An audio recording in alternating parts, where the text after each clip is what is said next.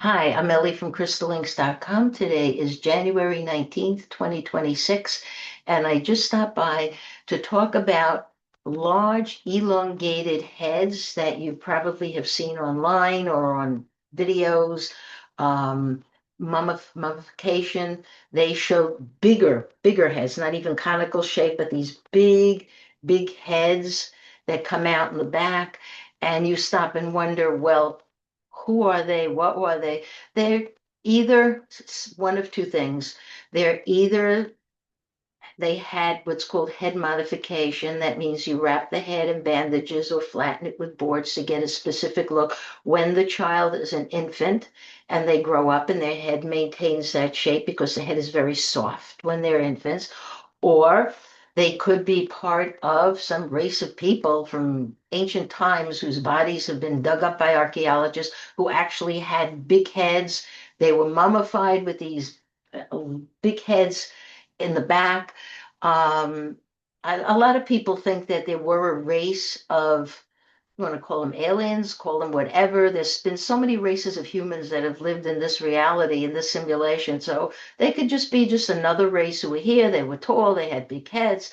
Were they smarter, who they were, what they are? I mean, this is all up for speculation, whatever you want, whatever you want to think about them. But it goes back to me, why people would do this. What would give them the idea of let's wrap the baby's head, other than the fact that it separated those children from the masses, okay, as nobility. It has to do with their connection to the gods. And the gods had come down in their spaceships. We know the story. They come down, they create the human race. They say we're going to watch over you. We're be your teachers. We're going to watch over you. We're going to leave. We're coming back. Okay. They all have the same scenario and they're not coming back. No one's coming back. You can bank on that for sure. But anyway, getting back to who were they? Well, the ones we're most familiar with in this particular timeline are the gray aliens. Big heads, all heads. Does it make them more intelligence? Is that the way they're created? They're artificial intelligence. So I always see them as created on an assembly line. Okay, let's get that, let's get 10 more done, blah, blah, blah, blah.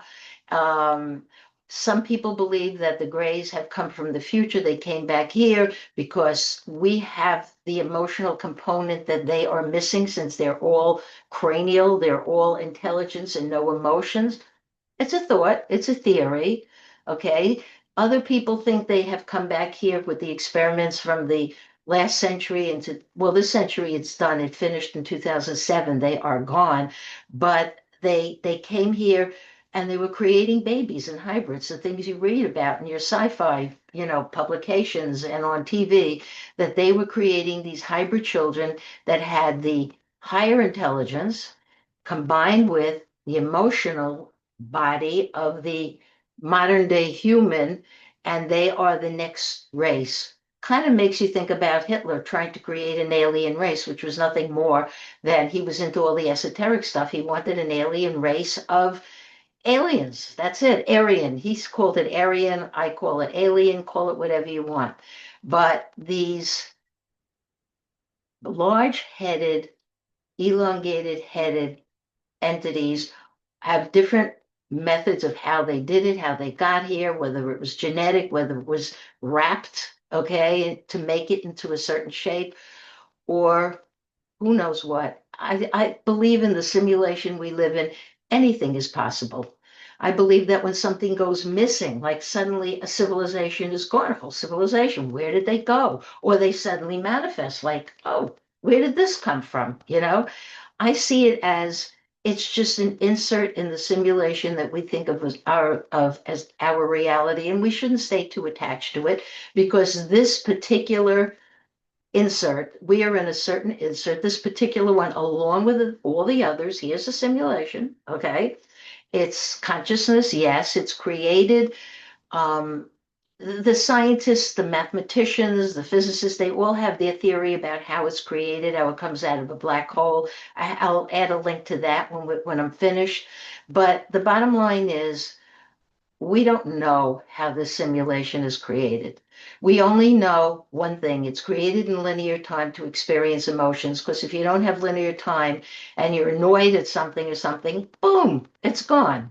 In linear time, it's like I'm going to have to deal with it tomorrow and tomorrow and tomorrow. Now, the grays have impacted the 21st century, the 20th century into the 21st century. Then they were gone. All they left behind were drones, those UFOs that people photograph and whatever, those are drones, or just simply projected illusion. That's why they can't shoot them down. Bing, bing. They've been trying to shoot these things down, but you can't. You can't.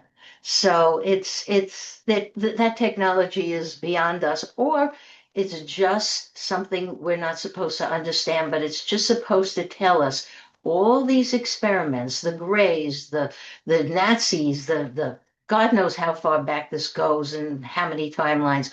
All of that is supposed to tell us that we are one of many human civilizations that have partaken in this master plan, grand experiment, okay, called the human experiment, and emulating gods with big heads or giants who walked the earth who had big heads, or however you want to look at it, finding the archaeologists finding their remains. Take it for what it's worth. Just step back and just say, okay, well, this directly doesn't affect me. It's curious, it's interesting. They're emulating some gray aliens, and those gray aliens may be emulating something else. Okay, so don't drive yourself crazy trying to figure that out. Just know that this is a simulation that had a beginning. You heard the story. If it has a beginning, dot, dot, dot, it always has an end. And how do you know that a simulation is going to end, and many layers of simulation within simulation and so forth? How do you know it's going to end? We're in biblical flood stories. There's no denying the flooding on the planet, none whatsoever. We're in biblical flood stories, natural disasters, plate tectonics, earthquakes, volcanoes, all of those things. And then it's just human consciousness that interacts with this. So it programs the human to do this or do that, or go here or go there, to go to school and not to go to school. It's just consciousness saying, okay, go do that because that's your DNA programming. So that's how you do it. And you follow your DNA programming, and that's it. But it's all coming to a head. Okay, so it's coming to this big point, this big head, which, yes, is reminiscent. The conical heads are reminiscent of pyramids and all kinds of geometry and algorithms that form what we believe is our reality. And I can go on and on in another blog. I will definitely do that. Just know that when you see things in the news or on TV or wherever you watch this sort of information, History Channel, just know that it probably is emulating the gray aliens, or the gray aliens told these original people who started doing this, these indigenous people, grab the heads and you will be connected with the gods. And humans are a very gullible race anyway. They'll believe all this stuff. So they went ahead and they did it. Does it harm the child?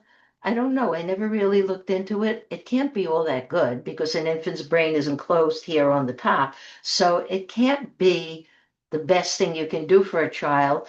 But it's just this stuff. It's just things that humans do, and that's what they're programmed to. But in the interim, when you see these stories about conical heads, elongated, as I like to call them, elongated skulls, okay? They could have been an alien race who are here that their remains have been dug up recently. They could have been royalty back in the day that was not so far back, and or it could be just head binding and head wrapping. And I do believe that it still goes on today. I do. Somewhere, not in the United States, but somewhere else. I think like in Indonesia, maybe one of the countries in there. I read something about it. Me, I'm a New York American. I think that it's not a good idea to mess with an infant skull. That's just my take on it. But I just feel that, look, you have to decide for yourself. It's just one of those puzzles. It's not so puzzling. It always comes back to some sort of alien creation or alien something, or prefer to call it extraterrestrial, because at the end of the day, none of us are really from here. All of us, every race, in every timeline, everyone isn't here. We didn't really come from Earth. We didn't really evolve. We evolved from what they call star stuff. Okay, that they call it panspermia. They have different names for it, but it means that something from up there came down here, and it wasn't a process of gradual, evolution. No, no, no. Forget that whole story. It's just different inserts in the simulation. That's it. The simulation can make you believe anything it wants. And one of the things it made you believe is we evolved from these primitive species. No, they were just inserts having an experience the same way you and I are today. And who knows, if anything is out there, anything you can imagine, okay? Other dimensions, parallel realities, the past, the future, it's all as one, okay? Whatever you can imagine is a possibility. Just know this: it is coming to an end, seriously. And you have to keep that in the back of your mind when you look at what's going on in the world with climate, politics. Oh my God, let's not go there today. And social behavior, everything. It's like everything is just collapsing, and you want to know why it's collapsing. It's because it's the end. So just keep an open mind, and just, say, look, if I can't relate to people, if people are just like a little bit too cuckoo for me, then don't only where you absolutely have to. That's it. Find things to read, find things to do your meditation, whatever makes you happy.